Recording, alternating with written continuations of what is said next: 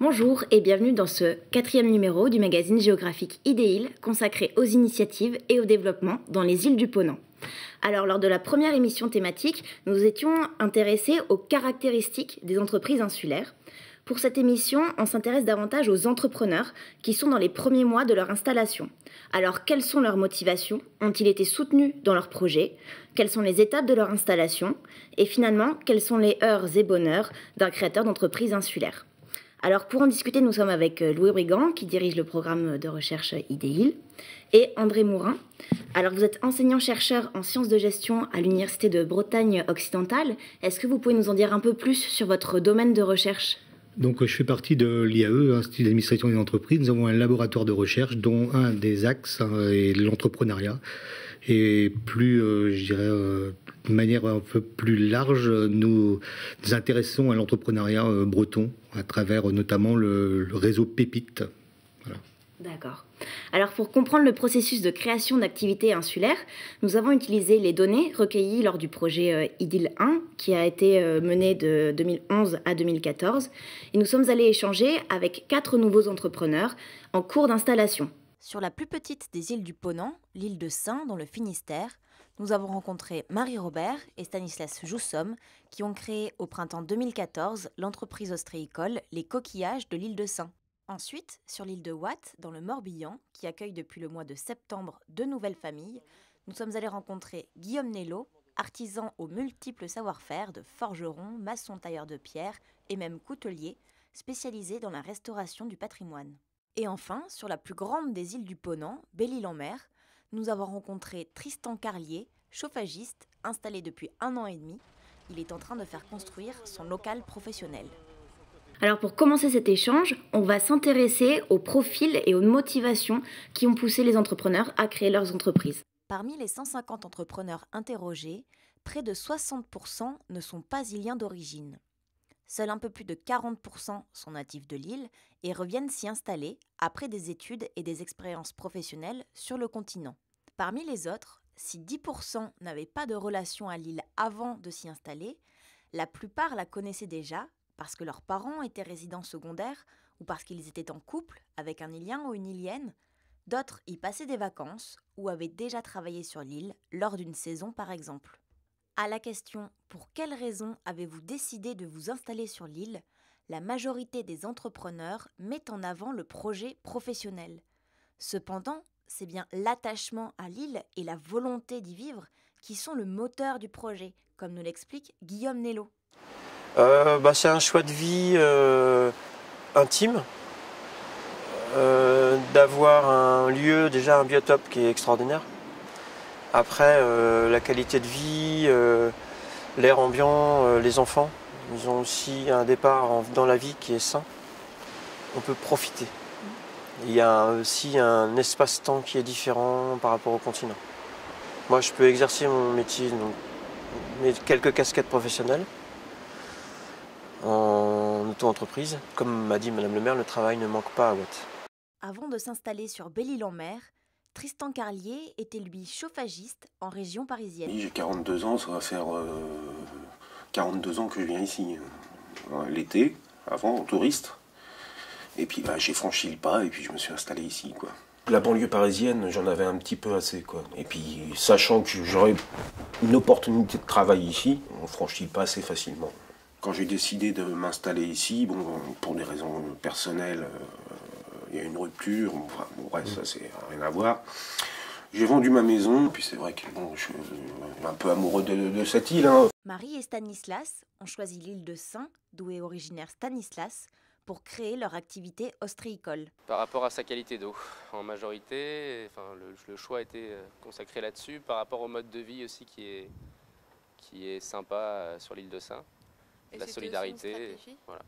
Une stratégie économique, puisqu'on était les seuls ostréiculteurs sur l'île de Saint. Donc, et puis ça a un gage marketing quand même. Quand c'est estampillé l'île de Saint, ça montre tout de suite peut-être une idée sauvage de qualité et une rareté. Voilà. On a essayé de trouver un projet commun où on était complémentaires. Donc moi j'avais de l'expérience en développement d'entreprise, lui avait de l'expérience en production aquacole et et dans les huîtres, et notamment dans les huîtres. Donc on a essayé de monter un projet commun. Alors dans ces témoignages, on mesure bien le poids affectif que représente l'île. Alors Louis, comment on passe du rêve à la réalité ? Le rêve, au départ, c'est d'aller sur l'île. C'est un choix volontaire, vraiment très ancré dans l'esprit du nouvel entrepreneur. Et puis la réalité, c'est de franchir le pas, en l'occurrence la mer, de s'installer et de connaître finalement les premières difficultés dans l'installation. Mais il y a un passage, effectivement, je pense, de montage de projet dans lequel on est un peu dans le rêve. Puis très rapidement, on se trouve confronté aussi à la réalité des îles. Alors dans les cas de Guillaume, le maçon de Watt, ou de Marie et Stanislas, les ostréiculteurs de l'île de Sein, on voit bien que le territoire joue un rôle dans le développement et la création de l'entreprise.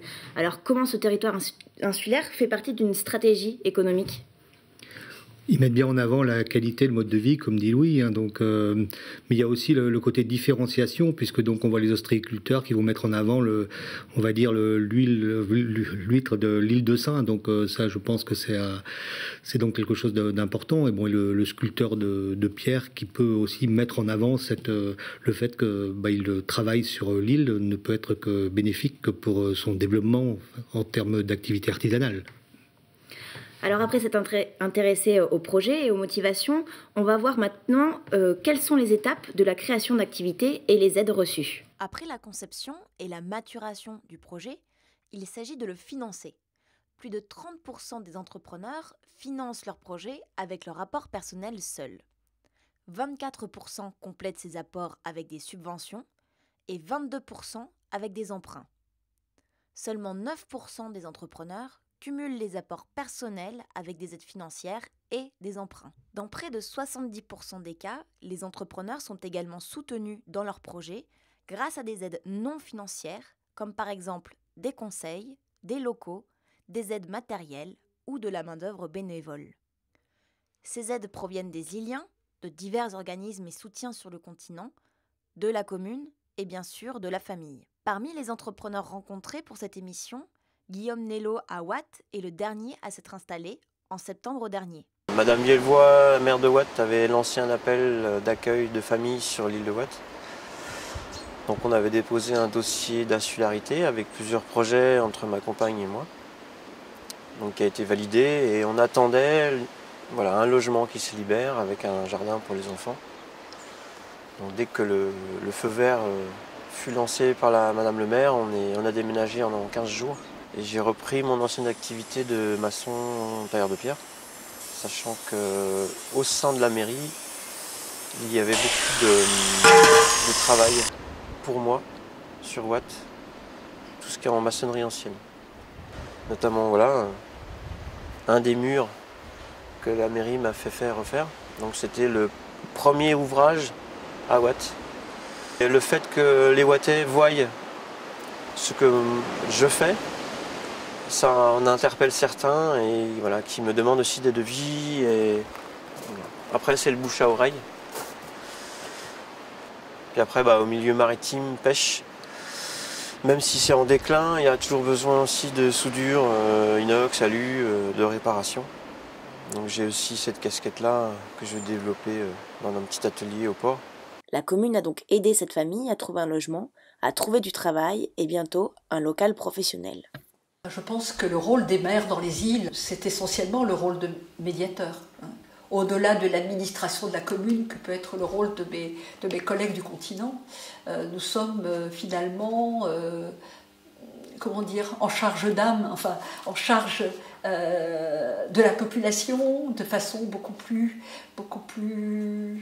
proche que peut connaître un élu du continent, puisque, par habitude peut-être, tous les problèmes remontent à la mairie, qu'ils soient du ressort de la mairie ou pas, et nous jouons des rôles divers, assistante sociale, écrivain public, chercheur de logement,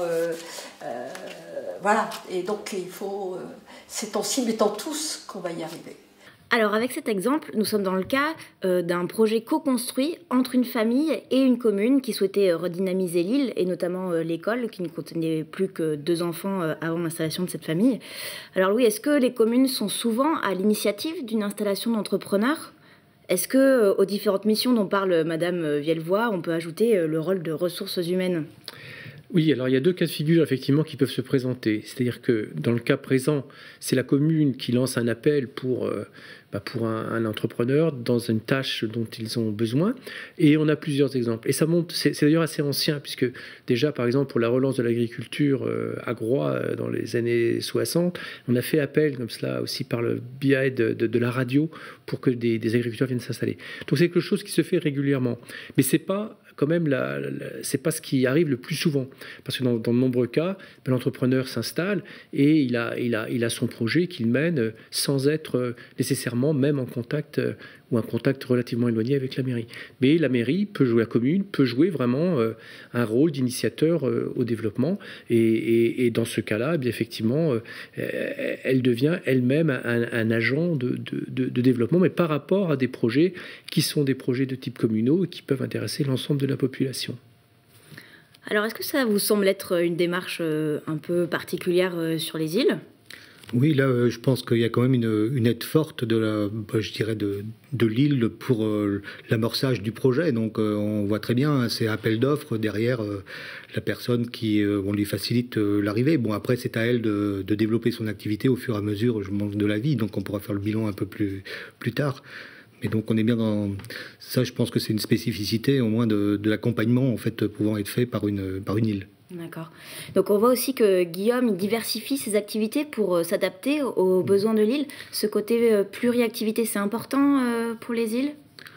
Oui, je pense que de toute façon, pour une petite île, Guillaume là, va répondre à plusieurs besoins, donc il ne peut pas se spécialiser parce que de toute manière, il n'aurait pas de l'activité toute l'année. Donc c'est une des spécificités qu'on peut trouver sur les îles en réponse à différents besoins, en fait. D'accord. Et pour rebondir rapidement, c'est encore plus vrai pour ceux qui ont des activités liées avec le tourisme, où là, il n'y a pas d'autre solution que d'avoir une activité complémentaire en hiver. D'accord. Alors pour Stanislas et Marie, les ostréiculteurs de l'île de Sein, leur activité demande davantage d'infrastructures, de moyens, de mise en réseau. On regarde quelles ont été les étapes, les difficultés et les soutiens qu'ils ont eus dans leur installation. On a commencé à travailler sur le projet à partir de février 2015. Jusqu'à juin, on était sur tout le processus d'installation, la création du réseau, la création des statuts de l'entreprise. Et en juillet 2015, l'entreprise a été immatriculée. On avait déjà ramené des huîtres. Ce qu'il faut savoir, c'est qu'on avait ramené des huîtres avant de démarrer, parce qu'on ne se lançait pas à l'île de Sein sans savoir où on allait. Bon, il y avait des bons résultats sur la production, et donc on s'est lancé. Première difficulté, c'était peut-être rechercher des subventions, des financements au niveau des banques. Heureusement que le Crédit Agricole était là, mais ça a été une grosse contrainte, parce que quand on est jeune et qu'on n'a pas beaucoup d'apports, les banques ne suivent pas forcément. Deuxième difficulté, ça a été le logement sur l'île de Sein. Pour moi, la difficulté, c'était l'élaboration des dossiers. Je ne pensais pas que c'était aussi difficile administrativement, et aussi long, aussi compliqué. Parmi les organismes institutionnels avec lesquels Stanislas et Marie ont travaillé, nous sommes allés rencontrer les acteurs du parc naturel marin d'Iroise qui accompagnent ce projet. En fait, on a un plan de gestion qui a un volet lié à l'aquaculture. Et dans ce volet-là, il y a l'idée, l'objectif de développer l'aquaculture tout en respectant en fait le milieu marin et en particulier de le développer sur les îles, à proximité des îles. Donc notre aide, c'est de pouvoir aider, on va dire, des jeunes entrepreneurs au niveau conseil, de l'installation. On peut leur donner des données sur la qualité de l'eau, par exemple. Leur permettre aussi de pouvoir présenter un dossier qui va être ensuite vu en commission culture marine avec les éléments qui sont nécessaires, donc ces aspects-là, ceux qui vont permettre de répondre aux questions liées aux incidences Natura 2000. Ce sont également les professionnels qui ont aidé les ostréiculteurs. Les huîtres, je les ai au menu il a commencé au mois de mai, je crois, et donc du mois de mai jusqu'à la fermeture, en novembre, j'avais des huîtres tous les jours. Donc c'était parfait.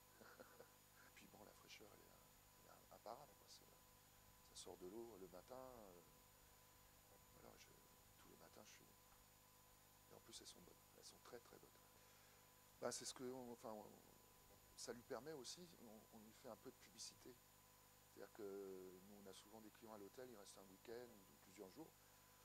Souvent, ils demandent à emporter des huîtres avec eux. Autre soutien sur l'île, la commune. On aura trouvé un local pour leur atelier, qu'ils puissent se préparer, travailler sur leurs huîtres, et donc une cabane de pêcheurs qui était disponible. Et on les a autorisés à faire aussi de la dégustation sur le quai. Alors là, c'était pareil, il fallait vraiment qu'on voit avec les restaurateurs si ça posait problème ou pas. Il faut faire attention, hein, c'est un petit territoire. Bon, visiblement, non, ça s'est pas bien passé. Bon, c'est petit, hein, et eux en sont satisfaits. Ça amène un plus aussi pour le tourisme. Les gens, ils viennent déguster 3 huîtres. Et ils font de la vente directe sur l'île. Et de la vente aussi à emporter pour les gens qui viennent, qui passent la journée, qui repartent avec leur boulot d'huîtres. Alors, ils bossent, hein, c'est des bosseurs et je pense que c'est bien, ils sont dynamiques. Enfin, c'est l'ensemble des habitants de l'île qui ont encouragé le lancement de cette activité. On a eu énormément de soutien au niveau de la commercialisation, c'était les premiers clients. La population locale à l'année, ouais, c'était les premiers clients arrivés à nous acheter et nous commander tous les coquillages qu'on pouvait avoir sur notre stand. Et donc un gros soutien. Une aide aussi, voilà, une aide d'Yvon Hervéou, de Jean-Pierre Kerlog, de différentes personnes de l'île de Sein, de différents symboles de l'île de Sein qui, sans eux, on n'aurait pas fait ce qu'on a fait, ce qu'on a réussi à faire. Des aides techniques et pratiques. Alors Marie et Stanislas évoquent ici la difficulté de monter les projets, de les financer. Est-ce qu'il existe, quelles sont les aides qui existent pour les entrepreneurs ? Donc on ne va pas citer toutes les aides, mais il existe des aides en fonction de l'activité, en fonction du lieu de création. Pour cela, il faut aller voir les différentes structures d'accompagnement, type boutique de gestion, donc CCI, chambre d'agriculture, chambre de métier, qui aiguilleront les porteurs de projets vers ceux qui peuvent bénéficier en fait en termes d'aide. Sachant qu'on voit très bien qu'il y a aussi des aides en nature, puisque donc quand les communes aident, c'est important, plus l'intégration dans l'île. Alors justement, Louis, on sent un fort soutien de la communauté. C'est important pour ces créateurs d'entreprises ? Je crois que c'est essentiel. C'est-à-dire qu'un entrepreneur qui s'installe sur une île et qui n'arrive pas à faire en sorte qu'il y ait l'adhésion de la part de la population locale autour de son projet, je pense que le projet est pas voué totalement à l'échec, mais enfin, on part sur une mauvaise base. C'est essentiel. On est sur des petites communautés. Tout le monde se connaît et je pense que tout le monde a envie aussi de partager le projet de l'entrepreneur. Et si cette osmose, cette fusion ne se fait pas, ça peut être un problème. Alors maintenant, on va s'intéresser au cas de Tristan Carlier qui a déménagé son entreprise sur Belle-Île il y a 1 an et demi. Il en est à l'étape de la construction d'un local professionnel. C'est un projet qu'il mène sans aide financière ou soutien en dehors des apports de sa famille. Ouais, la structure était déjà montée, hein, donc j'ai juste transféré mon siège social, donc d'Evry à Lorient. Moi, j'ai pris un cabinet comptable et puis voilà, quoi. C'est pas plus compliqué que ça. Hein. J'ai un petit peu envahi mes parents. Là, je vous montre pas les garages, mais il y a du matériel dans les deux. J'ai loué un local sur Sauzon. Et donc, ne trouvant pas de local déjà existant, donc j'ai décidé de faire construire un bâtiment. C'est à Mérézel, donc dans la zone d'activité du Palais, qui est à mon avis le plus porteur commercialement parlant. Donc il y aura un atelier, des bureaux, un espace de livraison, un espace d'accueil pour les clients. On a fait donc des plans, j'ai fait donc une demande à la mairie, on a respecté le cahier des charges, et puis après il faut attendre l'accord de la mairie, le permis de construire. Voilà, vous avez vu, c'est une grosse œuvre. Hein.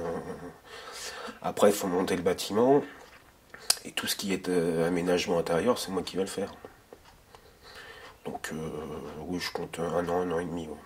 Mais une fois que tout va être regroupé, je pense que je serai bien plus opérationnel encore. Moi, une fois que ça va être sorti, je vois pas de vacances. Ça, c'est clair.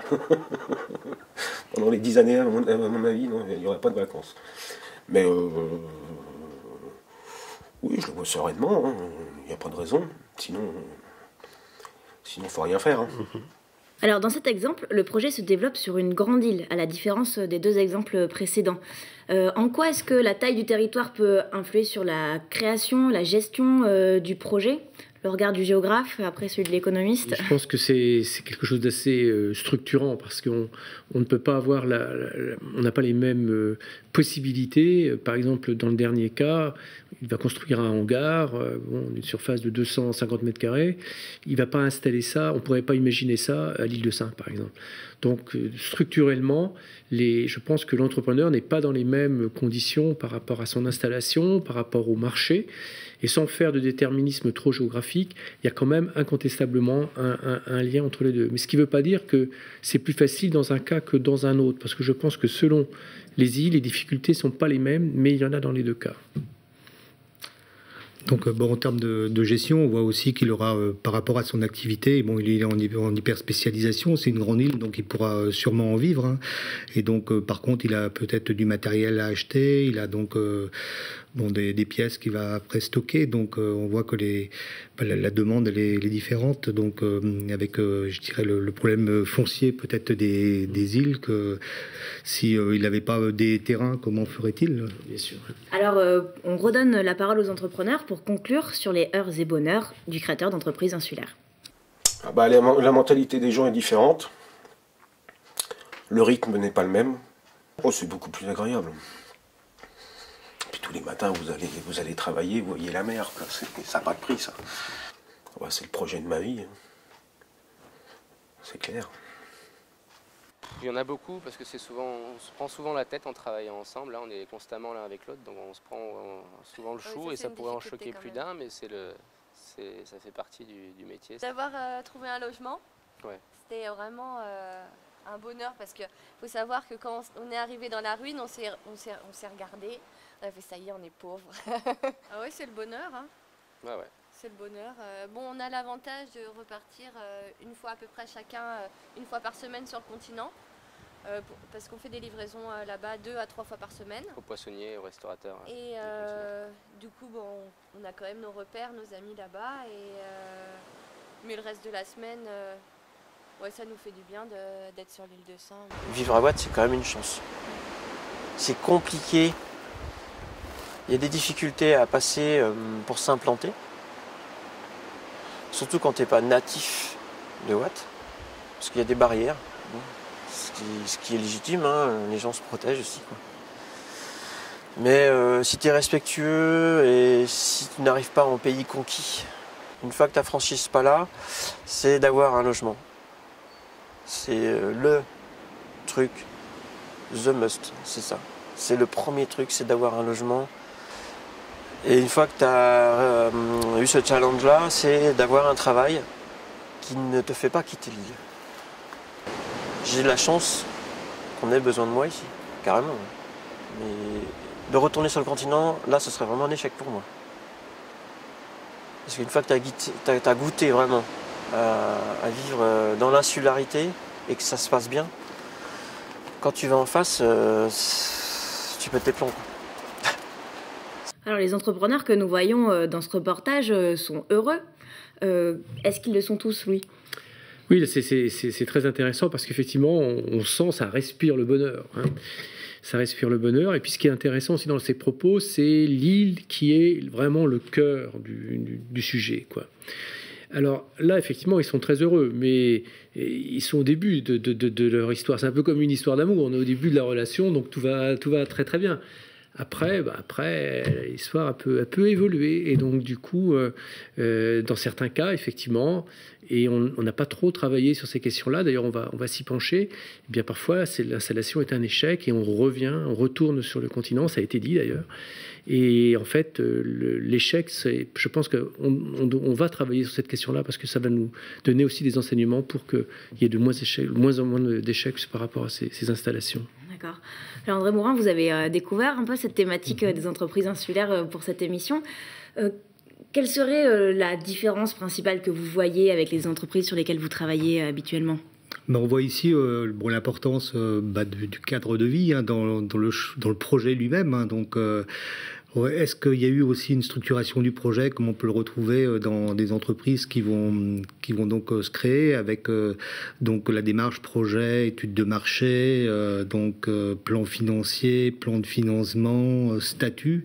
Donc ça, je pense que ça serait à approfondir par la suite, mais ça c'est peut-être une différence. Les gens ils partent sur le projet pour ce cadre de vie et ils y vont et ils sont optimistes et c'est logique qu'ils soient optimistes, mais il faut quand même aussi un peu manager les risques, on va dire. Donc ça, c'est peut-être pour plus tard. Pour une prochaine fois. Merci. Donc cette émission touche à sa fin. On vous laisse avec les images des joutes musicales qui se sont tenues à Molène au printemps dernier et qui ont réuni Ouessantin, Molénais et Sénan autour de la musique. Vous pouvez retrouver l'intégralité de ce film sur le site www.id-il.fr. À bientôt.